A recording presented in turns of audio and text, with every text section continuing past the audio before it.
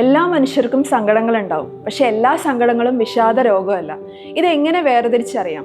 സാധാരണ നമ്മുടെ ജീവിതത്തിൽ ഒരു പ്രശ്നം ഉണ്ടായി, നമുക്ക് സങ്കടം വന്നു. അത് ദിവസം കഴിയുന്തോറും സങ്കടം കുറഞ്ഞു അത് മാറിപ്പോവും. പക്ഷെ വിഷാദ രോഗത്തിൽ ആ സങ്കടം സ്ഥായിയായി നിൽക്കുകയോ അല്ലെങ്കിൽ കൂടി വരികയോ ചെയ്യും. അത് പതിയെ നമ്മുടെ ജോലി ചെയ്യാനുള്ള കഴിവിനെയോ അല്ലെങ്കിൽ ബാക്കിയുള്ളവരോട് പെരുമാറാനുള്ള കാര്യങ്ങളെയോ ഒക്കെ എഫക്റ്റ് ചെയ്ത് തുടങ്ങും.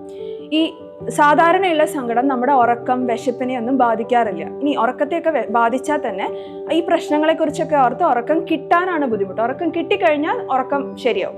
പക്ഷെ വിഷാദ രോഗത്തിൽ ഉറക്കം കിട്ടാൻ ബുദ്ധിമുട്ടാണ്. രാവിലെ പുലർച്ചെ 2 മണി 3 മണിയൊക്കെ നേരം ആകുമ്പോൾ ഞെട്ടി എണീക്കുകയും പലതരത്തിലുള്ള നെഗറ്റീവ് ചിന്തകൾ, അതായത് നമ്മുടെ ഭാവിയെ പറ്റിയിട്ടോ നമ്മളെ പറ്റിയിട്ടോ ഒക്കെ ഉള്ള നെഗറ്റീവ് ചിന്താഗതികൾ വരികയോ ചെയ്യും.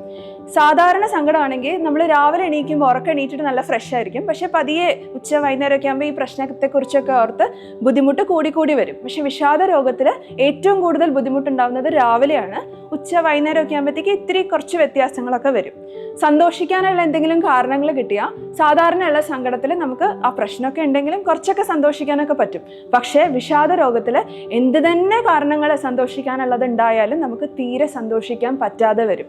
അതുകൊണ്ട് തന്നെ നിങ്ങൾക്ക് ആർക്കെങ്കിലും ഈ ബുദ്ധിമുട്ടുണ്ടെങ്കിൽ അടുത്തുള്ള സൈക്കോളജിസ്റ്റിനെയോ സൈക്യാട്രിസ്റ്റിനെയോ കാണുക.